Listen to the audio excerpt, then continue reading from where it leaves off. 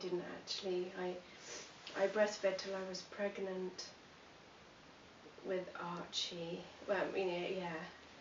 And then I stopped breastfeeding Martha when I was pregnant with Archie because I felt so sick and tired. I just couldn't.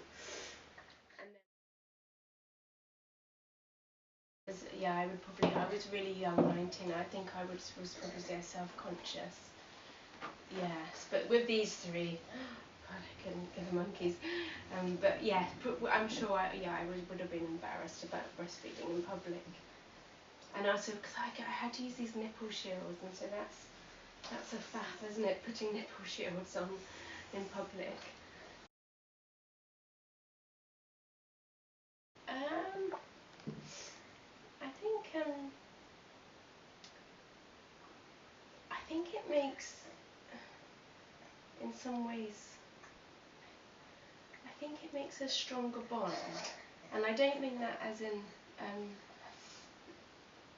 being sort of prize fighter, but I think because you're the only one who's feeding that baby all the time, and you're the one who's up in the night with them, because you're the one who's feeding them, the baby, the child is just wants to be with you more, because they get this real comfort thing from breastfeeding. I think they are more attached to you in some ways when you're breastfeeding. Yeah, I mean, I think it's just, it does feel a bit all on you sometimes, having to want to do all the night feeds and things. That's just the way it is, and I know it's not going to be forever. But,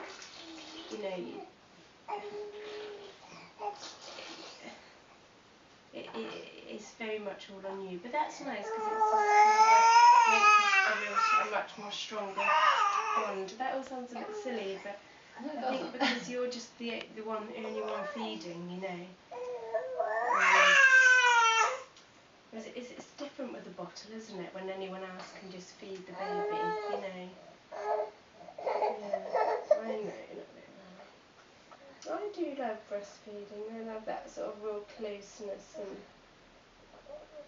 snuggling up, and yeah, I'm really, because Bertie is definitely the last baby, but I will miss the breastfeeding. I don't know how long I'll breastfeed him for, but it will be a sort of a sad thing, I think, to sort of not ever to breastfeed another child again, I think. Yeah. Probably be breastfeeding him till he's about 10. No, I won't.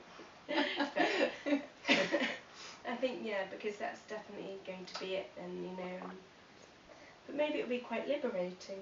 In the nights, I think, it'd be lovely to have a full night's sleep again. That would be lovely. Because it has been going on for us since Martha was born now. So I haven't, I just don't think I've had a full night's sleep since before I was pregnant with Martha, because I've had another one's come along, and then Bertie's come along, pretty much every couple of years since having Martha. So, and Martha and Archie were not good sleepers.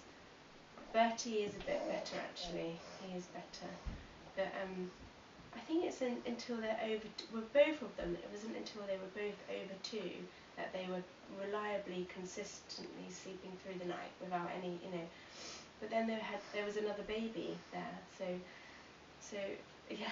I can't. I'm looking forward to just that would be nice to be out of that. Isn't it, Bertie?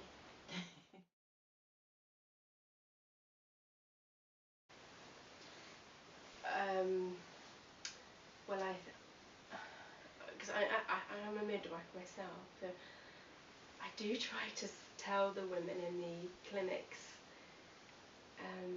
if they can attend breastfeeding, if they're going to go to any antenatal classes, the breastfeeding workshops are good to try, because I say that as a lot of women are focused on the birth, of their first child, and most women, I don't think, have any idea that breastfeeding can be as problematic as it is.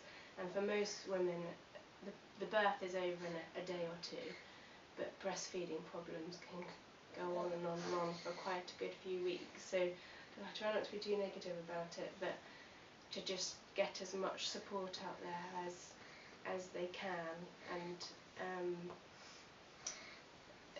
you know, to see breastfeeding as a bit of a journey, that, you know, it really can be quite difficult the first couple of weeks, but it does usually get a bit easier and a bit easier and a bit easier, and by 6 weeks it's usually a lot more manageable. But just try not to be too negative about it, but so many women have an absolute nightmare of breastfeeding, and you had quite a tricky time, didn't you, Lisa?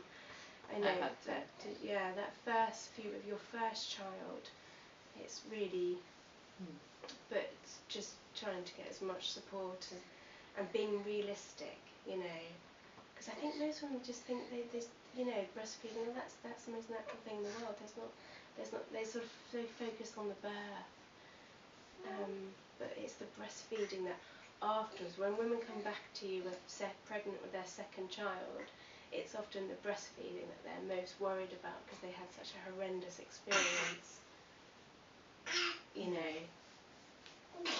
Yeah, no. So,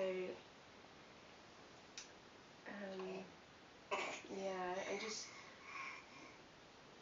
you know, it does get easier, but it's just being gentle with yourself and having as much support as possible. And I mean, I think sometimes the midwifery postnatal service is very, it's not very, there's not very good continuity of care postnatally.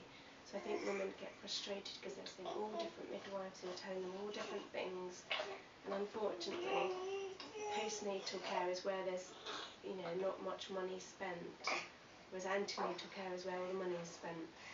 And it's that postnatal care that women just feel left alone, and, you know, especially when people don't have their families to help them, you know, they don't have their mum living nearby, and it's really hard, I think.